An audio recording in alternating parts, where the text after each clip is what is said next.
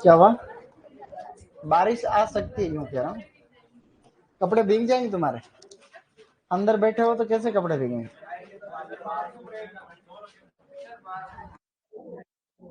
Room पे सूख रहे हो, कोई बात नहीं, वापस सूख जाएंगे। कपड़े तो सूखते रहते हैं, भीगते रहते हैं, सिस्टम चलता रहता है। फसल पढ़नी है आज खजूर। क्या पढ़ रहे थे कल? खजूर। किसमें पढ़ ली थी कल, है ना?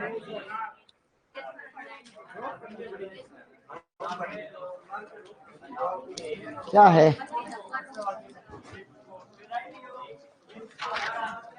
अच्छा अच्छा, तुम्हारा पेपर भी बनाना है रे आज।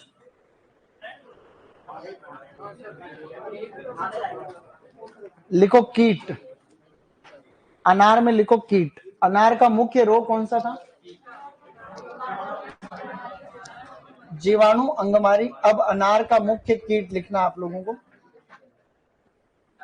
अनार का कीट लिखोगे बेटा, शाबाश। अनार की तितली,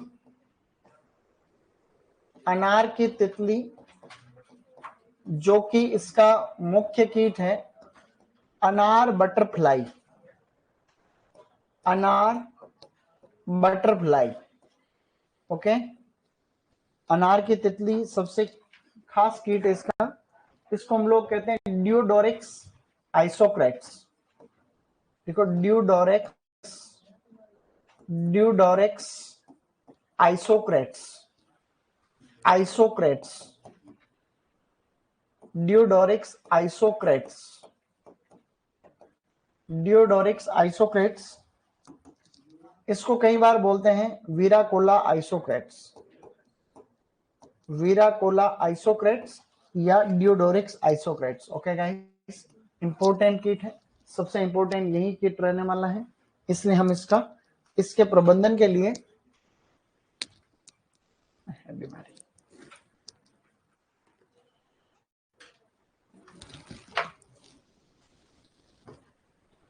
लिखो प्रबंधन,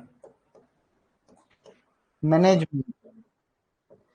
इसके प्रबंधन में सबसे पहले फलों के ऊपर एक बेगिंग, जो एक बटर पेपर है, उसको लपेट देते हैं। उसको कहते हैं fruit begging, fruit begging. Students लिखो फ्रूट बेगिंग, या उसको कहते हैं फ्रूट रैपिंग। फ्रूट बेगिंग या फ्रूट रैपिंग कहते हैं ना, फ्रूट रैपिंग। ठीक है। प्रश्न आता है फ्रूट बेगिंग कौन से कीट से बचने के लिए की जाती है? तो अनार की तितली से बचने के लिए की जाती है। इसमें एक दैहिक विकार भी होता है जिसको कहते हैं फलों का फटना, दैहिक विकार। स्टूडेंट्स, दैहिक विकार में आप लोगों को लिखना है फल फटना, fruit cracking.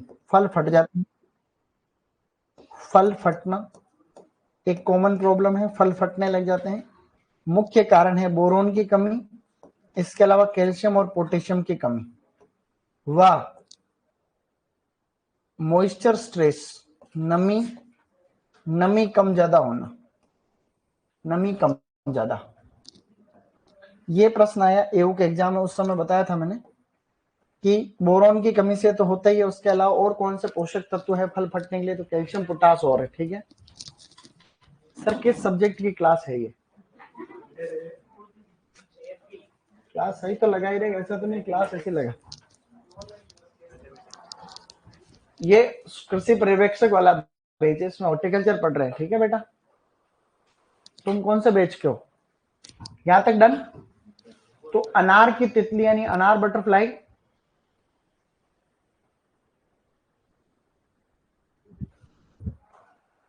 Sir, Udaipur city को वेटलैंड सिटी क्यों कहते हैं? वो तो तुम जीके वाले सर से पूछना, ठीक है? हमको क्या ही पता रहेगा, हमको उदयपुर में थोड़ी ना रहते। अनार की तितली जो है वीराकोला आइसोक्रेट्स, क्या नाम है इसका? और नया नाम है ड्यूडोरिक्स आइसोक्रेट्स। अब इसकी उन्नत किस्में लिखने वाले हैं, ठीक है? ये ध्यान रखना, उन्नत किस्में, ये इंपॉर्टेंट था। रोग और कीट हो गया है, अब आप लिखोगे उन्नत किस्में। अच्छी किस्में है, तो भी प्रश्न आते हैं। राजस्थान में दूसरे नंबर पे सबसे ज्यादा होने वाला फल है, किसके बाद? संतरे के बाद। संतरे के बाद दूसरे नंबर पे। अब लिखो इसमें क्या लिखोगे पता तुम्हें? उन्नत किस्मों को बोलते हैं इंप्रूव्ड वेराइटीज। लिखो इंप्रूव्ड वेराइटीज।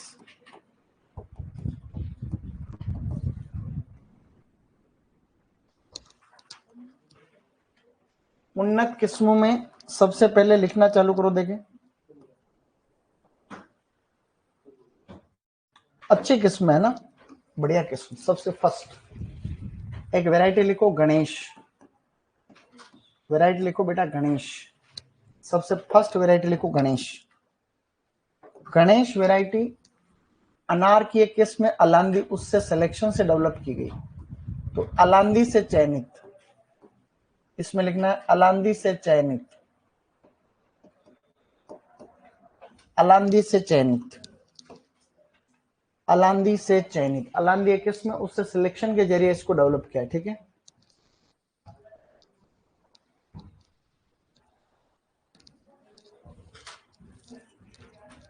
फिर दूसरी वैरायटी लिखो ज्योति। ज्योति एक वैरायटी है इसकी रूबी। रूबी तो फेमस वैरायटी है ना, गणेश भी काफी फेमस वैरायटी, एग्जाम में गणेश भी आ सकते हैं। रूबी वैरायटी IIHR हसरगट्टा बेंगलोर से डेवलप की गई। IIHR हसरगट्टा बेंगलोर, जानते हो? IIHR हसरगट्टा बेंगलोर से डेवलप वैरायटी। बेंगलोर महाराष्ट्र, महाराष्ट्र तो बेंगलोर कर्नाटक। बेंगलोर महाराष्ट्र में नहीं है। वह ऐसे बच्चे अभी ऑनलाइन वाले बोलेंगे सर आज तबीयत ठीक नहीं है, पहले तो बोल रहे हैं उदयपुर से हैं, हमको क्या पता उदयपुर के हैं हम, अब बोल रहे हैं बेंगलोर महाराष्ट्र में। रूबी एक हाइब्रिड है, 3 किस्मों के बीच का संकरण है। Ganesh into Kabul into Yercaud. Ganesh into Kabul into Yercaud. Ganesh into Kabul into Yercaud 3 किस्मों के बीच में संकरण है। ये पीजी में क्वेश्चन आ रखा है कि रूबी किस्म जो है, वो रूबी किस्म जो है, रूबी किस्म, ठीक है, यरकोद वैरायटी है, 3 किस्मों के बीच का संकरण है। ट्रिपल संकरण, संकरण जिसको बोलते हैं ट्रिपल क्रॉस हाइब्रिड। अब एक वैरायटी लिखनी है भगवा सिंदूरी। सबसे फेमस वैरायटी तो यही है, भगवा सिंदूरी। भगवा सिंदूरी या इसको बोलते हैं मस्तानी। भगवा सिंदूरी, मस्तानी, एक ही वैरायटी के 3 नाम। भगवा सिंदूरी ज्यादा फेमस नाम है। ये ऑल इंडिया में एक तरफा राज इस वैरायटी का। पूरे भारत में एक तरफा अगर कोई वैरायटी उगाई जाती है तो वो भगवा सिंदूरी सबसे इंपॉर्टेंट। हालांकि वैरायटी तो ये ऊपर वाली भी सारी इंपॉर्टेंट ही है, लेकिन इसके आगे लिखना है सर्वाधिक उगाई जाने वाली किस्म। इसके आगे लिखना है गाइस सर्वाधिक उगाई जाने वाली किस्म। सर्वाधिक उगाई जाने वाली किस्म भारत में सर्वाधिक उगाई, राजस्थान में भी सबसे ज्यादा यही उगाई जा रही है। भगवा सिंदूरी प्रश्न आएगा किसकी किस्म तो भी कर लेना, ठीक है। मस्तानी, मस्तानी, बाजीराव मस्तानी, यू नो बाजीराव मस्तानी। हाँ सबसे ज्यादा। अब ये एक हाइब्रिड है, इसका भी संकरण याद नहीं रखना लेकिन लिखना है खाली। इसका भगवा सिंदूरी का क्रॉस लिखना है Ganesh into red Gul Shah red. Ganesh into red Gul Shah red. Ganesh into red Gul Shah red. Ganesh into red Gul Shah red. Ganesh into red Gul Shah red. Okay, तो ये 4 किस्में इसकी मुख्य किस्में। एक महत्वपूर्ण किस्म और लिखो, एक किस्म और लिखो बेटा शाबाश, मृदुल्ला। लिखो मृदुल्ला, एक वैरायटी और लिखो मृदुल्ला। अर्का मृदुल्ला किसकी थी? क्या बात है, ये है मृदुल्ला, ये भी महत्वपूर्ण किस्म। देखो सबके इंपॉर्टेंट लगा पा रहा हूं मैं, पता है क्यों? क्योंकि इंपॉर्टेंट है, इंपॉर्टेंट है तो लगानी पड़ेगा। अब पता है इधर आपको लिखनी राजस्थान के लिए सबसे अच्छी, राजस्थान वाली कौन कौन सी किस्में हैं? तो राजस्थान के लिए 2-4 किस्में लिख रहा हूं बढ़िया वाली, एग्जाम के हिसाब से जरूरी रहेगी। लिखो Jodhpur red, Jodhpur red, Jodhpur seedless, Jodhpur red, Jodhpur seedless, Jalore seedless, Jalore seedless, और एक वैरायटी है गोमा खट्टा। बेटा एक वैरायटी राजस्थान में और लिखनी है, गोमा खट्टा, समझे? गोमा, गोमा खट्टा।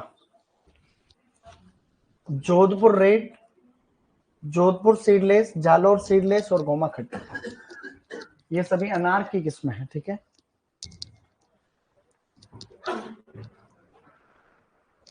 अब लिखो अन्य किस्में, ये तो मेन हो गई सब किस्में। अब है अदर। ज्यादातर जितनी भी वैरायटी लिखी हुई है ये सारी सॉफ्ट सीडेड वैरायटी, यानी सॉफ्ट होते हैं बीज इनके, बिल्कुल सॉफ्ट। अब लिखो अन्य किस्में हैं। रविंद्र चौधरी, मैंने बेटा पढ़ लिया कमेंट, ठीक है, बस अब एक बार काफी है।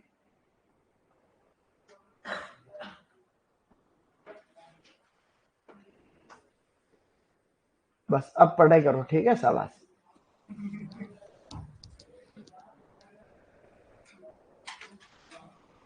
ऑनलाइन में खाली कमेंट कम करो, पढ़ने में फोकस करो, ठीक है बेटा। अब लिखो अन्य किस्में, लिख लिया दिखे तुमने? लिखो पहली वैरायटी अन्य में, अन्य में लिखो पहली वैरायटी जिसको बोलते हैं कांधारी। लिखो वैरायटी कांधारी। कांधारी के आगे आपको लिखना है कठोर दाने वाली किस्म।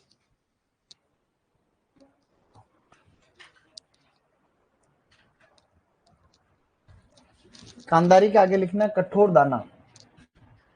दूसरी लिखो ढोलका, ढोलका। कांधारी के आगे लिखना था कठोर दाने वाली किस्म, कठोर दाना। ढोलका के आगे लिखना गुजरात में प्रसिद्ध, गुजरात में प्रसिद्ध, गुजरात में प्रसिद्ध, ठीक है। ढोलका लिखना है गुजरात में प्रसिद्ध है, ढोलका, ढोलका वैरायटी गुजरात में प्रसिद्ध। ओके, फिर लिखो आगे एक वैरायटी लिखो वंडरफुल। वैरायटी लिखनी है गाइस वंडरफुल, वंडरफुल। वंडरफुल के बड़े आकार के फल रहते हैं, 700 ग्राम तक के फल, 700 ग्राम तक इनका वजन रहता है। अमेरिका से इंट्रोड्यूस्ड, यूएसए से इंट्रोड्यूस्ड वैरायटी। वंडरफुल वैरायटी के 700 ग्राम तक फ्रूट होते हैं।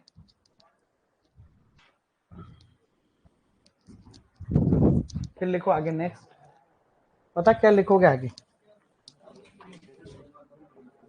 ज्यादा थोड़ी हो रही, इसमें ज्यादा थोड़ी हुई क्या? लिखो अरक्ता, फिर अरक्ता, फिर लिखो फूले अरक्ता, फूले अरक्ता, अरक्ता। इनमें से ये कांधारी और ढोलका याद रखने वाली किस्में। बस, क्या हमने कुछ पढ़ा? अनार का भंडारण कर दो। अनार का भंडारण करते हैं लगभग 4.5 डिग्री सेंटीग्रेड पर, सबसे बढ़िया 4.5 डिग्री सेंटीग्रेड पे भंडारण किया जाता है, ज्यादा इंपॉर्टेंट नहीं। तो हमने अनार को भी कर दिया है फिनिश। ज्यादा फ्रूट थोड़ी पड़े अपन, बहुत कम फल पड़े अभी तो। अब लिखना नेक्स्ट। अब अनार में से 4-5 पॉइंट देखो मेन थे। सबसे पहले अनार की जो अमरूद और अनार की बहारें थी, वो बहार तुम्हें याद है? बोलो अम्र फजूसी जूनफ, अम्र फजूसी जूनफ, अम्र फजूसी जूनफ, जूनफ। अम्बे बहार, मृग बहार, हस्त बहार, फरवरी मार्च, जून जुलाई, सितंबर अक्टूबर, जुलाई अगस्त, नवंबर दिसंबर फरवरी मार्च अमरा फजूसी जूनफ हो जाएगा यार। अमरूद में तो बाहर नियमन के लिए काम में लेते हैं Na प्लस यूरिया, और इसमें अनार में लेते हैं इथरेल। इथरेल 1 से 2 ml प्रति लीटर पानी में मिला के। इसका रोग था जीवाणु अंगमारी जेंथोमोनास एक्सोनोपोडिस पीवी प्यूनिकी। जेंथोमोनास एक्सोनोपोडिस। अमरूद का मुख्य रोग था विल्ट फ्यूजेरियम ऑक्सीस्पोरियम। एक्चुअली जहां पे आपने अमरूद में विल्ट लिखा ना, अमरूद में, वहां पे कभी कभी एक कवक और भी आ जाता है। क्या अभी लिखना नहीं उसको, वो 12वीं किताब में नहीं लिखा, वो हमारे पीजी में आ जाता है। बाद में कभी लगेगा जरूरी तो लिख लेंगे, ठीक है। लिख लो, देखो लिखो ऐसे, लिखो ग्लियोकेडियम रोजियम।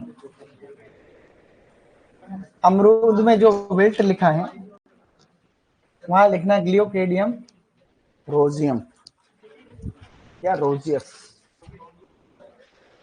ग्लियोकेडियम रोजियम या रोजियस। अमरूद में विल्ट जो लिखा है उसमें एक कवक तो पहले लिखा हो और एक कवक और लिख दो, ठीक। ग्लियोकेडियम रोजियम इंपॉर्टेंट नहीं है ज्यादा क्योंकि तुम्हारे नहीं आएगा, लेकिन क्या पता कभी आ जाए, तो ये भी हमें ध्यान रखना चाहिए क्योंकि आजकल क्या नए एग्जाम में यही आता है। हर एक एग्जाम में मैंने देखा JRF में उसमें यही आता है, लेकिन 12वीं किताब में वो दे रखे, तो लिखने में क्या ही जाता है। अब लिखो खजूर।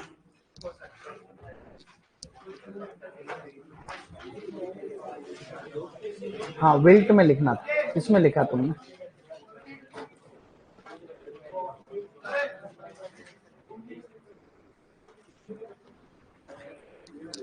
ऐसे लिख लो ना एक बार,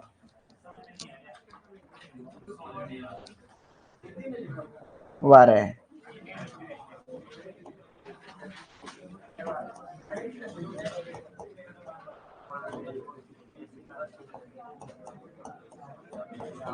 बोल रहा हूँ उसको देख के भी नहीं लिख सकते तुम, इसकी हिंदी तुम ही, मैंने 4 बार बोला ग्लियोकेडियम रोजियम, तो तुम भी देख के बोला जो तो लिख सकते थे।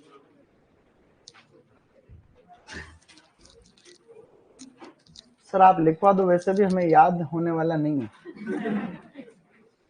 हाँ तो याद करने की क्या बोल रहा हूँ, तुम तो कुछ भी याद मत करो। लास्ट में एक मंत्र बता दूंगा, उससे होगा तुम्हारा सिलेक्शन। लिखो खजूर, बेटा लिखो खजूर। खजूर को एक्चुअली बोलते हैं डेट पाम।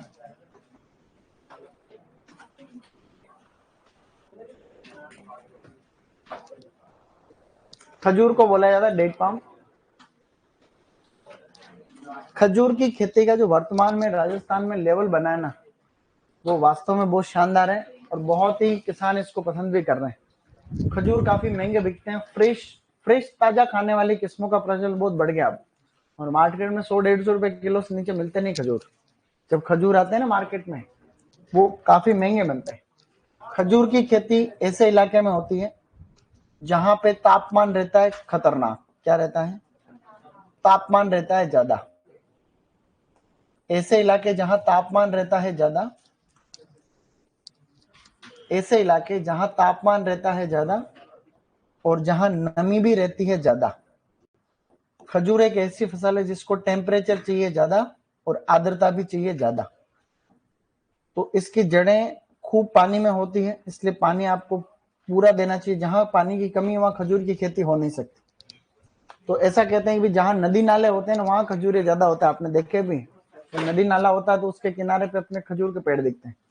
इसलिए जो कहावत है वो इसके लिए बिल्कुल सही है कि इसके पैर तो है पानी में, पैर पानी में और सिर आग में।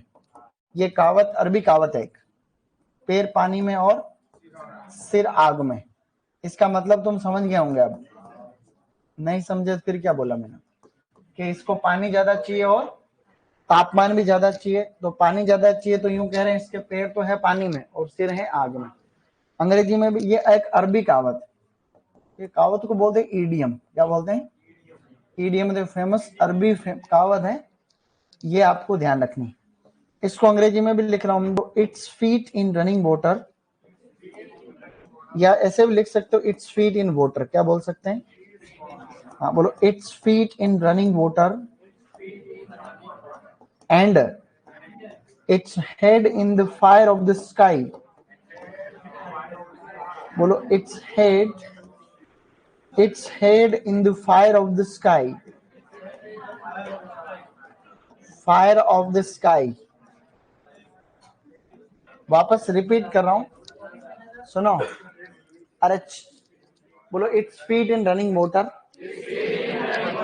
and its head in the fire of the sky. Its feet in running water and its head in the fire of the sky.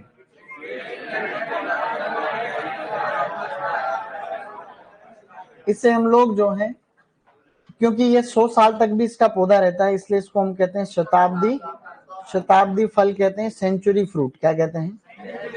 ये इसके बारे में अपने को लिखना है। ये आपको 1 मिनट 30 सेकंड में इसको लिखना है, उसके बाद में अपन इसके आगे साथ में लिखेंगे मैं, क्योंकि चीजें अपने पहले पढ़ रखी हुआ है।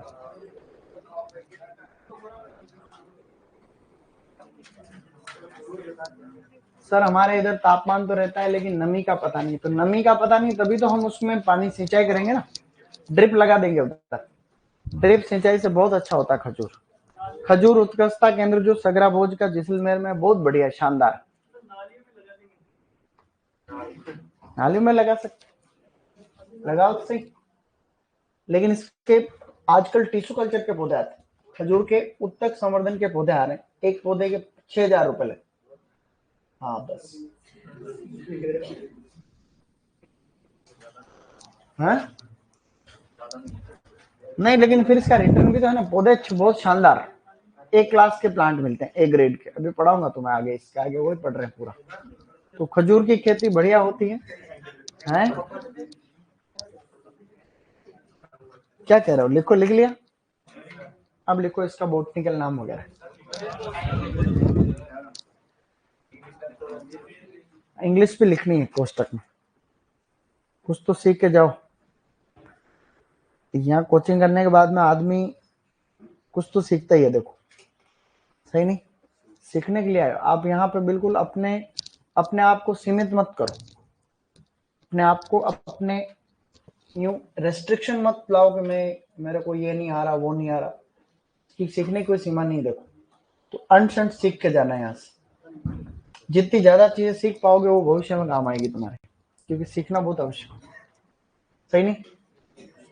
हम यूं नहीं कर सकते मैं तो फिक्स चीजें सीखूंगा, ऐसा थोड़ी कर सकते हैं। नहीं कर सकते, करना भी नहीं चाहिए।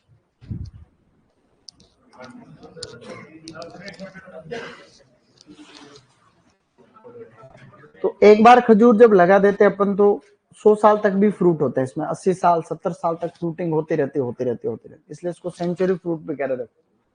तो 4-5 साल में अच्छी फ्रूटिंग चालू हो जाती। एक वीडियो देखेंगे खजूर का, ठीक है? अभी नहीं,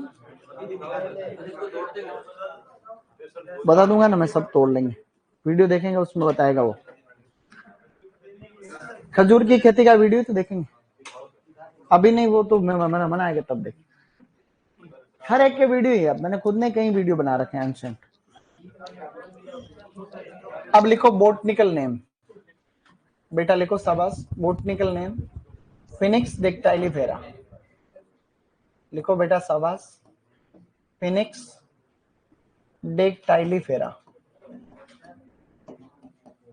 लिखो फिनिक्स डिक्टाइलिफेरा। बात नहीं करनी, खुद को लिखना है खाली। फिर लिखना है कुल एरेकेसिया पामी,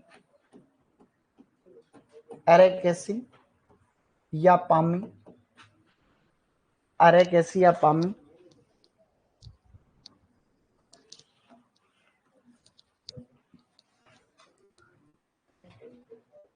ठीक है सर, आपका वो लीची वाला वीडियो देखा था बेटा, उसको स्ट्रॉबेरी कहते हैं, वापस देखना। अब लिखो गुणसूत्र संख्या 36।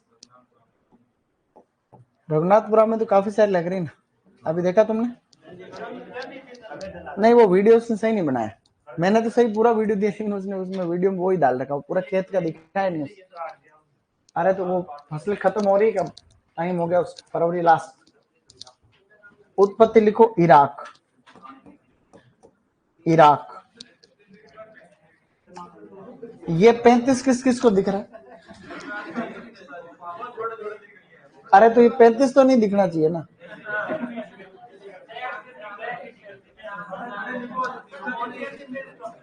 अब ठीक है, 35 थोड़ी दिखने चाहिए। चलो आगे लिखो फल प्रकार। फल प्रकार में लिखो ड्रूप, ड्रूप या अस्टिल। 12वीं किताब के अनुसार तो है ड्रूप या अस्टिल। और अगर ड्रूप और अस्टिल ऑप्शन में नहीं हो तो एक बीजीय बेरी करना, एक बीजीय बेरी। देखो एक बीजीय बेरी स्टूडेंट्स, देखो एक बीजीय बेरी लिखो। फिर खाने योग्य भाग पेरिकार्प, खाने योग्य भाग, खाने योग्य भाग लिखो पेरिकार्प। ये सब बातें पहले पढ़ी हुई, ठीक है ना। पेरिकार्प खाने योग्य भाग है पेरिकार्प। अब आप लोगों को टॉपिक डालना सामान्य जानकारी, सामान्य जानकारी, सामान्य जानकारी, सामान्य जानकारी।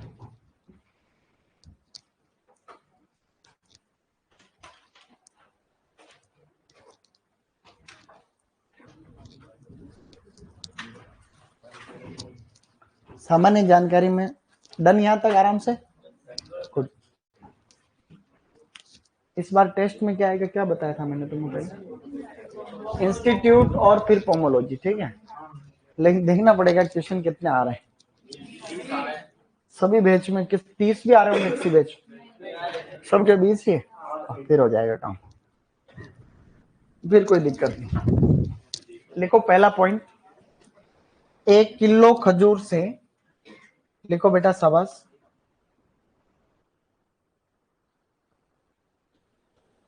1 किलो खजूर से 3150 कैलोरी ऊर्जा मिलती है। लिखो 1 किलो खजूर से, 1 किलो खजूर से 3150 कैलोरी ऊर्जा मिलती है। 1 किलो खजूर से 3150 कैलोरी ऊर्जा मिलती है। 1 किलो खजूर से 3150, ओके। फिर दूसरा पॉइंट लिखो स्रोत, खजूर किस चीज का स्रोत? आगे लिखो कार्बोहाइड्रेट। खजूर में अच्छा खासा कार्बोहाइड्रेट होता है, इतना होता है कि प्रश्न आ जाए आराम से, 60 से 65%, कई बार 67% तक आया हुआ भी है ना। फर्स्ट ग्रेड में क्वेश्चन आया हुआ है। तो किशमिश के बाद में सबसे ज्यादा इसी में होता है। स्रोत में दूसरा पॉइंट लिखो आयरन, आयरन, आयरन इसमें सेकंड नंबर पे सबसे ज्यादा है 10.6%। सूखे करौंदे के बाद में सबसे ज्यादा आयरन इसी में होता है। सूखे करौंदे के बाद में सबसे ज्यादा आयरन इसी में होता है बेटा, शाबाश, हो गया। अब लिखो जलवायु स्टूडेंट्स, अब लिखेंगे जलवायु।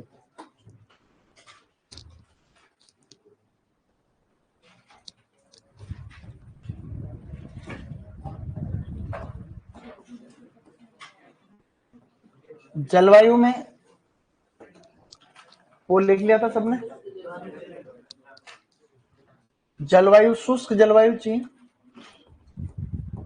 शुष्क, शुष्क व गर्म भी लिख सकते हो, शुष्क भी, शुष्क में गर्म भी शामिल है, ठीक है, शुष्क। इसकी अच्छी खेती के लिए ऊष्मा इकाई कितनी पड़ी थी हमने? हाँ, तो इसकी अच्छी खेती के लिए जो ऊष्मा इकाई चाहिए उसको बोलते हैं हीट यूनिट, हीट यूनिट। वो चाहिए 3300 डिग्री डेज, 3300 डिग्री डेज, ठीक है। इसकी अच्छी खेती के लिए ऊष्मा इकाई की आवश्यकता होती है 3300 डिग्री डेज।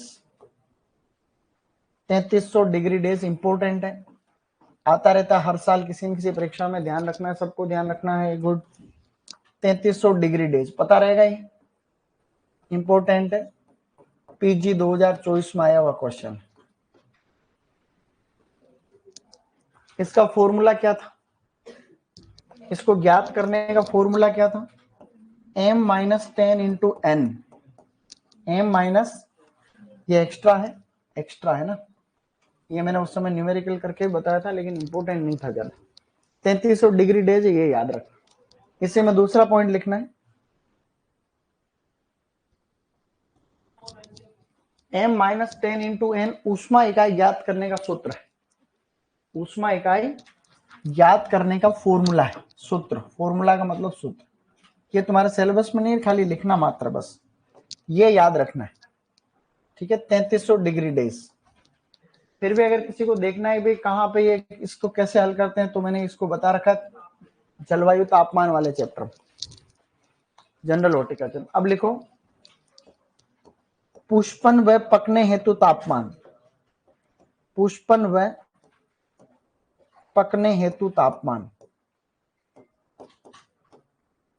पुष्पन और पकने हेतु तापमान, फ्लावरिंग और राइपनिंग के लिए तापमान जो चाहिए इसको 25 से 29 डिग्री सेंटीग्रेड, 25 से 29 डिग्री सेंटीग्रेड। शाबाश।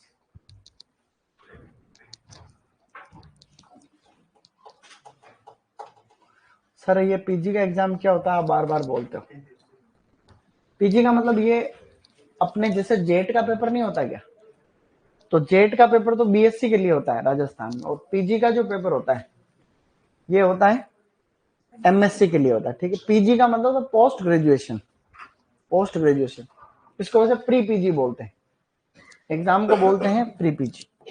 तो जेट जो होता है ना, जेट, इसमें 3 चीजें आती है फिर जेट, एक तो यूजी वाला है, पीजी वाला है, और फिर पीएचडी वाला, पीएचडी, यू नो पीएचडी। तो ये तीनों पेपर होते हैं उसमें।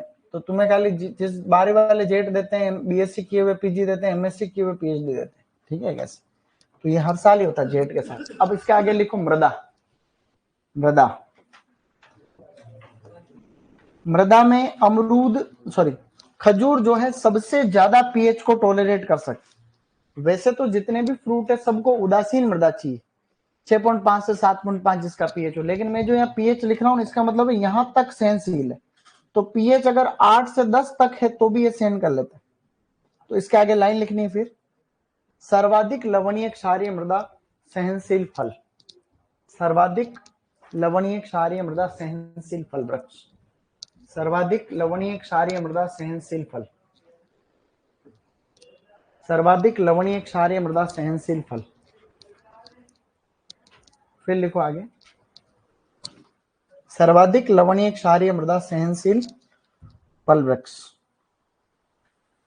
फिर लिखो उत्पादन, बेटा लिखना शाबाश, उत्पादन यानी प्रोडक्शन, उत्पादन।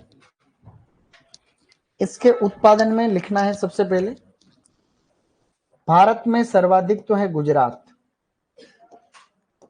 भारत में इसका जो सर्वाधिक प्रोडक्शन होता है वो होता है बेटा गुजरात में, ठीक है, गुजरात। गुजरात में भी कच्छ क्षेत्र बहुत फेमस है इसके लिए, गुजरात का जो कच्छ क्षेत्र है ना, कच्छ क्षेत्र, कख है, जानते हो कख, ऐसे है जैसे, ये पता है क्या है, ये राजस्थान है, ये राजस्थान, ठीक है। हाँ, अब राजस्थान में यूं याद रखना, देखो राजस्थान इधर गुजरात है, तो यहाँ तो है कैसे कबूतर, यहाँ है कैसे खरगोश, कख है, क्या है, कच्छ की खाड़ी, नहीं, कच्छ का रण और खंबात की खाड़ी। तो जैसे लूनी नदी आएगी तो इधर जाएगी, और इधर की नदियां हैं तो इधर आएगी, नहीं समझे। नहीं, इसमें भी कईयों को कंफ्यूजन होता है ना, इसलिए कख है, का ऊपर है, ख नीचे, ऐसे पता नहीं अब सही है कि नहीं है तो तुम जानो। तो क तो है ऊपर, तो ऊपर वाली जो नदी जनरली लूनी नदी आती है उधर, लूनी नदी किधर जाके मिलती है, तो वो तुम चेक करना वापस, मैं ऐसे बता रहा हूँ। और इधर साबरमती या और जो भी नदी आती है वो किधर जाएगी? फिर खंभात की खाड़ी में जाएगी। खंभात की खाड़ी यही नहीं है, दूर है, लेकिन ऐसे करके। अब लिखो आगे, राजस्थान में सर्वाधिक उत्पादन, राजस्थान में सर्वाधिक उत्पादन होता है जैसलमेर। देखो जैसलमेर, राजस्थान में सर्वाधिक है जैसलमेर।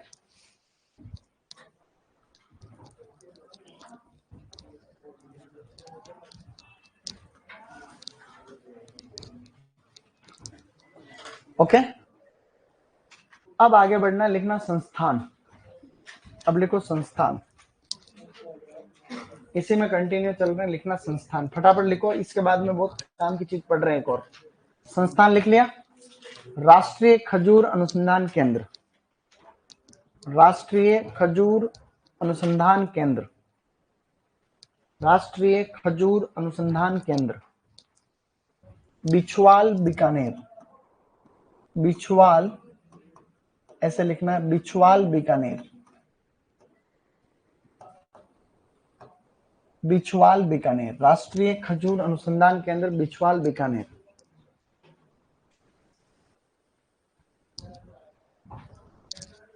फिर लिखना नेक्स्ट, खजूर उत्कृष्टता केंद्र, फिर लिखो खजूर उत्कृष्टता केंद्र, खजूर उत्कृष्टता केंद्र, सगरा भोज का जैसलमेर, सगरा भोज का, इस बार यही आएगा, सगरा भोज का जैसलमेर, सगरा भोज का जैसलमेर, सगरा भोज का जैसलमेर, सगरा भोज का जैसलमेर।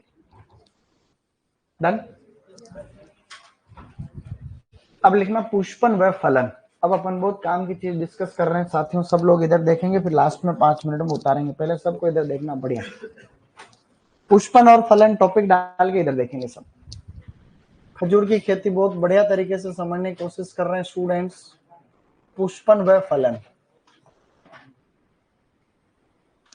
आप सभी को पता ही है कि खजूर एक प्रकार का डायोसियस प्लांट है। कैसा है? हाँ बोलो, डायोसियस पौधा। खजूर एक प्रकार का कैसा प्लांट है? डायोसियस फल वृक्ष का मतलब होता है नर और मादा अलग अलग पौधे पर पाए जाते हैं। तो खजूर में ये पहले से एक दिक्कत है, खजूर के अंदर नर और मादा अलग अलग पौधे पे पाए जाते हैं। ये खजूर है, ये इसके ऊपर जो है, मान लो ये है नर भाग, क्या है गाइस? और खजूर का किसी दूसरे पौधे के ऊपर क्या है? मादा है। तो नर और मादा अलग अलग पौधे के ऊपर है, ये अपने आप में दिक्कत है। क्या है गाइस? दिक्कत है, परागण में दिक्कत होगी। इसका जो पुष्प क्रम होता है ना, पुष्प क्रम, उसको कहते हैं स्पेडिक्स। क्या कहते हैं? खजूर का पुष्प क्रम कहलाता है गाइस स्पेडिक्स। ABCD 4 में हमने पढ़ा था, स्पेडिक्स होता है, ठीक है, ABCD स्पेडिक्स। अब इसमें जो फूल आ रहे हैं, फूलों को बोलते हैं पुष्पन। क्या बोलते हैं? फूल आने को बोलते हैं पुष्पन। लगभग फरवरी मार्च में स्टार्ट हो जाते हैं। कब हो जाते हैं? फरवरी मार्च अप्रैल में जो है ये फ्लावरिंग स्टार्ट हो जाती है, फिर इसमें फल बनते रहते हैं। अब खजूर के अंदर ये तो ठीक है, चलो ये स्पेडिक्स है, कोई दिक्कत नहीं। अब इसमें समस्या में समस्या, एक समस्या तो पहले से है डायोसियस वाली, कौन सी है? एक समस्या और है प्रोटोएंड्री। क्या है गाइस? तो खजूर की जो खेती होती है स्टूडेंट्स, उसमें समस्या ये होती है कि इसमें प्रोटोएंड्री पाई जाने के कारण, प्रोटोएंड्री का मतलब नर भाग पहले परिपक्व होना। तो खजूर में नर भाग पहले पक जाता है। जैसे कोई खजूर का खेत है तो उसमें जो नर पौधे होंगे वो क्या हो जाएंगे? पहले ही परिपक्व हो जाएंगे। तो दिक्कत है ये, फिर परागण नहीं हो पाता प्रॉपर तरीके से। तो ऐसे में क्या होता है, हम क्या करते हैं, खजूर के नर भाग को पहले अलग कर लेते हैं, खजूर के नर भाग को तोड़ लेते हैं। ये हमने क्या करा बताओ? ये खजूर का स्पेडिक्स है। क्या है गाइस? खजूर के स्पेडिक्स को हमने ऑलरेडी तोड़ लिया। जैसे ये मैच्योर हुआ, नर है ना, स्पेडिक्स का मतलब नर स्पेडिक्स, इसको हमने ऑलरेडी तोड़ के अलग कर लिया। और इसको तोड़ने के बाद में हमने क्या किया, कुछ अखबार वगैरह या कपड़ा बिछा के इसके ऊपर इसके पराग कणों को छिटक के अलग कर लिया, इसके पराग कणों को इकट्ठा कर लिया, ये लो, और इसको किसी डब्बे वगैरह के अंदर हमने भर लिया। ये परागकणों को हमने किसी डब्बे में भर लिया। अब जब भी मादा भाग तैयार होगा, क्योंकि प्रोटो एंट्री नर पहले तैयार होगा, 1 महीने बाद में मादा भाग भी तैयार होता है, लगभग 25 दिन 1 महीने बाद। तो फिर हम क्या करते हैं, इन परागकण, माना इतने सारे परागकण इकट्ठे होते हैं, परागकण तो इतने भी नहीं होते, परागकण बहुत ही कम वजन के होते हैं, ना के बराबर इकट्ठे होते हैं, कितनी मेहनत करते हैं तो कुछ ग्राम में इकट्ठे होते हैं।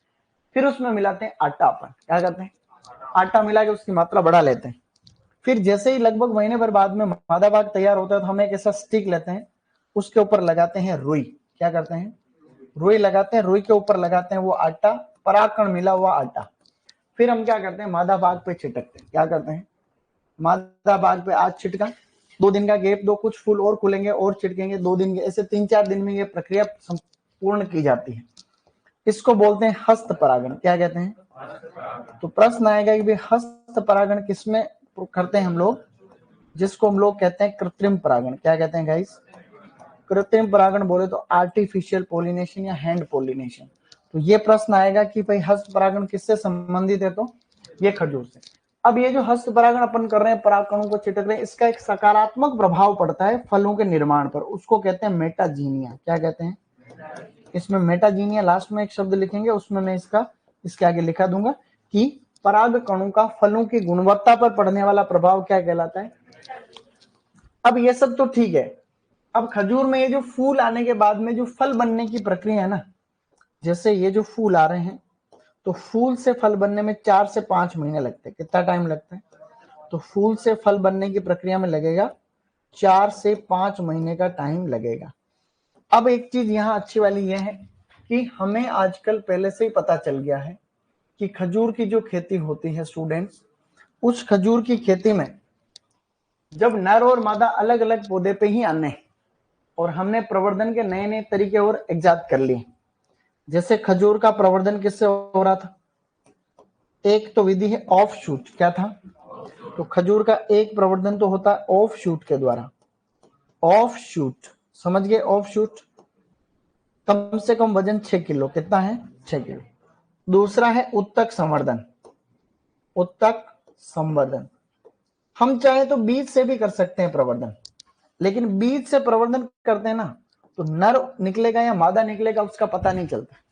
अगर हम बीज से लैंगिक प्रवर्धन करते हैं तो खजूर का बीज आगे चल करके नर पौधा बनेगा या मादा बनेगा इसका पता नहीं रहता। अगर आप ऑफ शूट से करते हो तो इस बात का पता रहता है, अगर आप नर वाले पौधे से ऑफ शूट ले रहे हो तो वो नर ही निकलेगा, अगर मादा पौधे से ले रहे हो तो वो आगे चल के मादा ही निकलेगा। उत्तक संवर्धन में भी अगर आपने उत्तर जो उत्तक लिया है वो नर पौधे से लिया है तो नर निकलेगा, मादा पौधे से लिया तो मादा निकलेगा, ठीक है। अब जब अपने को पहले ही पता चल गया तो आजकल जो खेती होती है ना उसके अंदर क्या करते हैं, नर नर को अलग ही लगा देते। भाई पहले इतनी टेक्नोलॉजी थी नहीं तो नर मादा का अनुपात रखना पड़ता था, नर मादा अनुपात रखते थे 1:10, कितना रखते थे भाई कि जो है कम से कम जो है 10 मादा पौधे के अनुपात में 1 नर हो तो ही परागण होगा, तो बीच बीच बीच बीच में नर पौधे रखते थे। अब ऐसा नहीं, अब क्या करते हैं, नर पौधे अलग लगा दिए, ये क्या है, ये नर पौधे, क्योंकि हमें पता ही है कि भाई नर पौधे निकलेंगे, और ये है मादा पौधे सारे। इस प्रकार से ये मादा पौधे हैं, तो जैसे ये नर परिपक्व होते हैं इनको तोड़ के हम परागकणों को इकट्ठा कर लेते हैं, परागकणों को इकट्ठा कर लेते हैं, फिर इनमें जो है परागण की क्रिया कर लेते हैं। ये जो किस्में अलग से साइड में लगाएंगे इनको कहते हैं पोलिनाइजर किस्म, क्या कहते हैं, पोलिनाइजर्स, क्या कहते हैं, ऐसी किस्में जिनको पराग कणों की सप्लाई के लिए लगाया जाता है उन्हें हम पोलिनाइजर कहते हैं। जैसे किस्म लिख रहा हूं, गनाबी नाम है उसका, बताया था ना पहले, गनाबी नाम जो है सबसे फेमस इसकी एक पोलिनाइजर वेराइटी जिसको हम काम में लेते हैं। तो अगर इसमें आपने प्राकृतिक रूप से परागण होने दो ना, तब तो पर परागण हवा से होता है। जैसे जहां पे अपन नहीं कर रहे वहां पर भी तो खजूर लगते हैं थोड़े बहुत, तो वो जो लगते हैं वो उसमें नेचुरली होता है, क्या होता है, लेकिन अपन उत्पादन बढ़ाने के लिए किससे करते हैं अपन, हस्त परागण। अगर आप प्राकृतिक रूप से परागण होने दो तो इसके अंदर होता है पर परागण, क्या होता है गाइस, और पर परागण किससे होता है, हवा से होता है। ये एक जनरल नॉलेज ऊपर कहीं लिख लेना साइड में। बाकी प्रश्न कौन सा आएगा इसमें, हस्त परागण, ये सारे प्रश्न आएंगे इसमें। खजूर एक प्रकार का क्लाइमेट्रिक फ्रूट है, कैसा है, ये पता है सबको, बोलो क्लाइमेट्रिक फल। तो खजूर एक प्रकार का क्लाइमेट्रिक फल है। इसमें कई कुछ चीजें और भी करेंगे, अभी मेरी बात को वापस ध्यान से सुनो। सुपरवाइजर 2024 में प्रश्न आया कि खजूर का प्रवर्धन किससे होता है? ऑफशूट। फर्स्ट ग्रेड का जो पेपर था ये तो सुपरवाइजर प्लस फर्स्ट ग्रेड में भी आया कि खजूर का प्रवर्धन होता है ऑफशूट से, उत्तक संवर्धन से, उपयुक्त दोनों। इसके अलावा भी प्रश्न आ रखा है कि खजूर की पोलिनाइजर किस्म कौन सी है? तो गनाबी है। ये जेट 2024 में भी आया हुआ क्वेश्चन है, टेक्निकल असिस्टेंट कोटा यूनिवर्सिटी में भी आया है, और भी पहले आ रखा है पेपर, ध्यान रखना। खजूर एक प्रकार का कैसा पौधा है? डायोसियस। नर मादा अलग अलग पौधे होते हैं। खजूर के पुष्पक्रम को क्या कहते हैं? स्पेडिक्स। फूल कब आते हैं? फरवरी मार्च में आते हैं, ठीक है। और इसमें प्रॉब्लम कौन सी है? प्रोटोएंड्री। इसके चक्कर में हम पराग कणों को पहले ही अलग कर लेते हैं हम लोग, नर बाग को हटा के, और फिर उनको बाद में हम लोग हाथ से परागण करते हैं, इसलिए इसको क्या कहते हैं अपन? हस्तपरागण। इसको उतारना है फटाफट से, फिर और भी इसमें बात, जितना समझ में आया वैसे ही उतारना। इसमें बोलने जैसा कुछ भी नहीं, जो तुम्हें बोर्ड पे दिख रहा है उसमें जो भी समझ में आया उसको सिस्टम से उतारो। किसी को भी दिक्कत नहीं होनी चाहिए लिखने में, दिक्कत थोड़ी होगी इसमें, नहीं होगी, ऐसा कैसे दिक्कत? सर क्या हम ऐसे बोल सकते हैं कि खजूर में मनुष्य द्वारा परागण होता है? हाँ, तो मनुष्य द्वारा ही तो हो रहा है। हस्त परागण तो हाथ मनुष्य के होते हैं, गाय भैंस के तो होने से फिर हस्त परागण तो हाथ तो मनुष्य के होते रहे। फोन आ रहा है यार बाद में।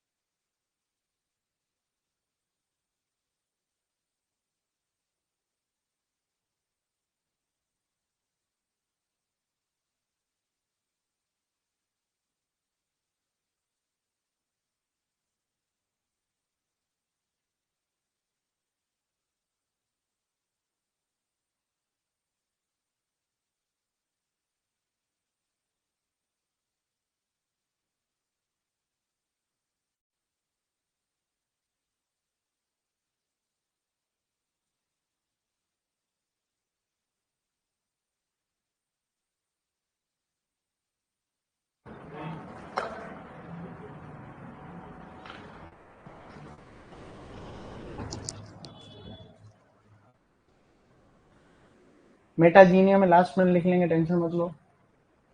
सर बंदर इनके भी हाथ होते हैं ना, तुम्हारे में जितना दिमाग है ना उतना तुम लगाने की कोशिश कर रहे हो।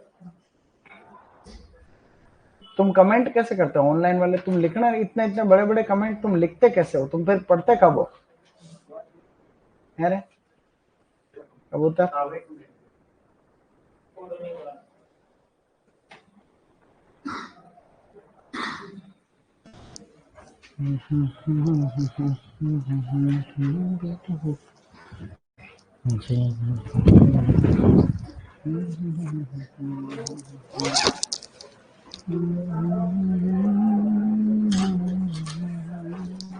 पोलिनाइजर का मतलब होता है नर पौधे, पराग कणों की सप्लाई करने वाले पौधे। और बात करेंगे इस बारे में, अभी तो शुरू किया है अपने खजूर।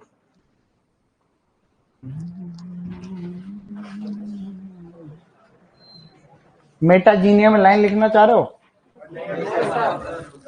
पहले ये लिखो और बाकी बाद में और होती रहेगी बातें।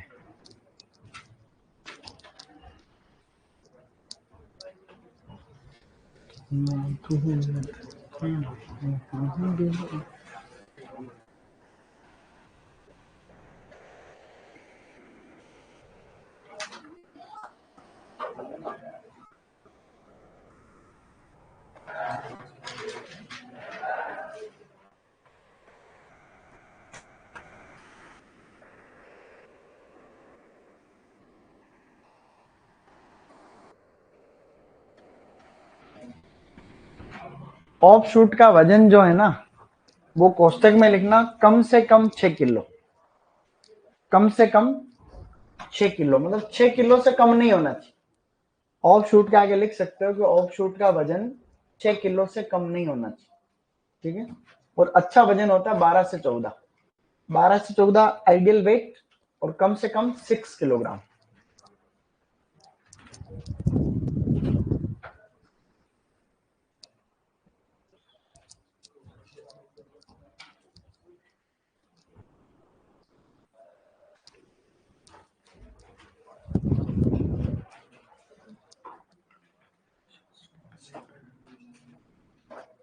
चलें, मेटाजीनिया में लिखो, पराग कणों का फलों की गुणवत्ता पर पड़ने वाला प्रभाव, पराग कणों का फलों की गुणवत्ता पर पड़ने वाला प्रभाव, पराग कणों का फलों की गुणवत्ता पर पड़ने वाला प्रभाव, पराग कणों का फलों की गुणवत्ता पर पड़ने वाला प्रभाव, मेटाजीनिया, पराग कणों का फलों की गुणवत्ता पर पड़ने वाला प्रभाव। ओके गाइस, गुड, अच्छा लिखा तुमने आज, मस्त, मजे हो गया आज, सही नहीं? नहीं हुए क्या मजे? डेली होते हैं, यही तो बात है।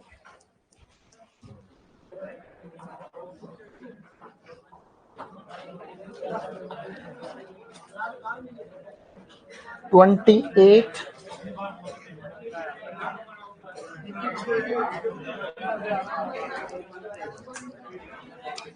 वीडियो तो कल देखेंगे रे। खजूर पूरा पढ़ने के बाद वीडियो देखा जाएगा।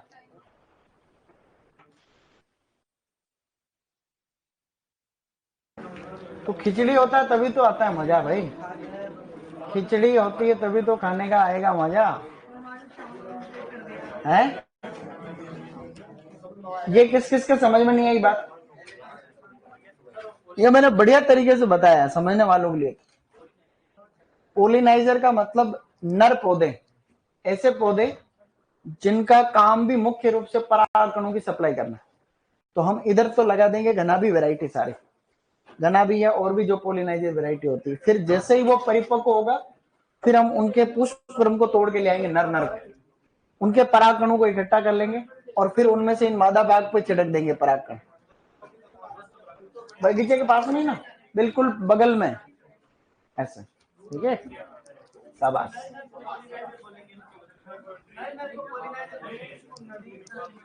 बेटा शाबाश।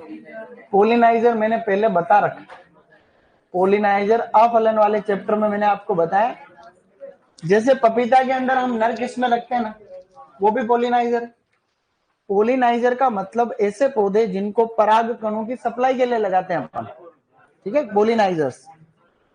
पोलिनेटर अलग चीज होती है, पोलिनेटर का मतलब पराग कणों को एक जगह से दूसरी जगह ले जाने वाले, उनको पोलिनेटिंग एजेंसीज कहते हैं, जिसमें मधुमक्खियां हैं, तितलियां हैं, एक्सेट्रा।